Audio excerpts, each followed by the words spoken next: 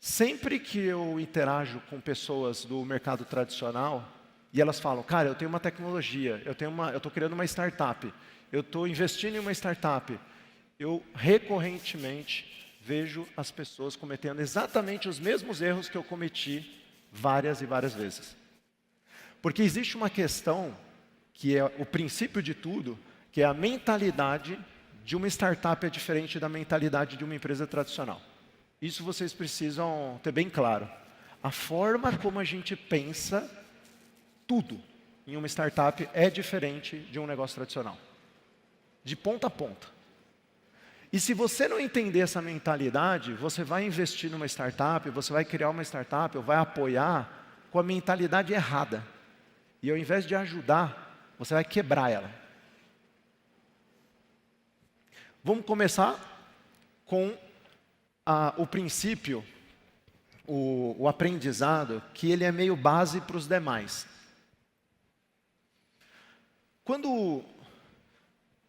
De conversar com as pessoas, eu sempre escuto uma coisa, assim, a startup rasga dinheiro, a startup não dá lucro, a startup fica parecendo uns caras meio imprudentes que estão metendo louco. Mas isso é por não entender um conceito chave da startup. Lembra que eu falei? É uma empresa de base tecnológica que mira escala, crescimento exponencial. Como é que eu crio escala? O que eu aprendi? Você tem que primeiro forjar, você tem que simular uma escala antes de ter a escala. Vou exemplificar. Quando a gente começou o iFood, imagina que a nossa tecnologia era uma porcaria. Os nossos processos não existiam. A ineficiência operacional como um todo era generalizada. Você não começa uma empresa eficiente. Se a gente fosse calcular o custo de uma entrega, talvez desse R$80, R$70, R$90. E daí a gente teria que cobrar quanto do cliente? R$100? Quem ia substituir o telefone por um aplicativo e pagar R$100 de entrega? Ninguém. Então a gente precisa fazer uma antecipação da escala. E a doideira é a seguinte: quando eu tiver milhões de pedidos, como que vai ser a minha estrutura de custo? Quanto que vai estar custando o pedido? E eu precifico hoje, baseado no custo que eu vou ter lá na frente. Mas não sei se vocês sacaram a doideira que acabou de acontecer aqui. Se custa 80, que eu dei o exemplo, e eu vou cobrar 20, o que acontece? Eu vou ter margem operacional negativa. Eu vou tomar prejuízo. Aí vem o desentendimento das pessoas em relação à startup. Falando assim, mas por que a startup queima dinheiro? Porque ela precisa antecipar a escala. E pensa só, ao trazer o preço para 20, você viabiliza escala. Por quê? As pessoas vão começar a usar. Vai vir muito cliente, vai vir muito usuário. Ao vir muito cliente e usuário, você consegue fazer com que você chegue aos milhões de pedidos que vão viabilizar a sua estrutura de custo. Não sei se vocês entenderam o problema do ovo da galinha. Se cobrar alto, R$100, nunca vai ter escala, nunca. Então você precisa cobrar um valor já projetando o futuro. E é por isso que as startups precisam de dinheiro. Porque o preço é artificial. Daí, dado isso, vocês vão perceber que decorrente disso vai desdobrar um monte de problema. E que isso faz com que o empreendedor de startup tenha que pensar diferente. Toda startup que se preze, toda startup que de potencial tem um cronômetro dizendo o dia e hora que ela vai morrer. Assim, como assim? Tem um termo até que a galera fala. Se um startupeiro encontra outro, fala assim, cara, qual que é o seu runway? Runway é quantos meses você tem antes de quebrar. É assim, quantos meses você tem até quebrar.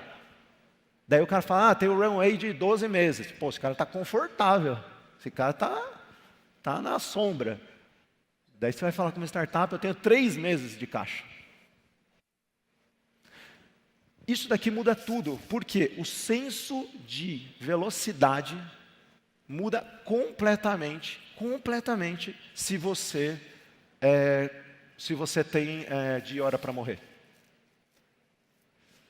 Quando você está numa empresa tradicional, gerando lucro, você pode se dar ao luxo de adiar decisões, lançar as coisas mais para frente. Vamos fazer o produto bem feito, vamos deixar mais arredondado. A startup não pode se dar esse luxo. A startup tem que meter o louco e lançar do jeito que dá, porque o leão está correndo atrás. Uma vez que a startup ela tem uma dinâmica, uma pressão de velocidade muito grande, o que acontece? O que acontece? É necessário uma série de ferramentas, uma série de dinâmicas para que a gente consiga ganhar tempo. Um deles é o processo de testes rápidos.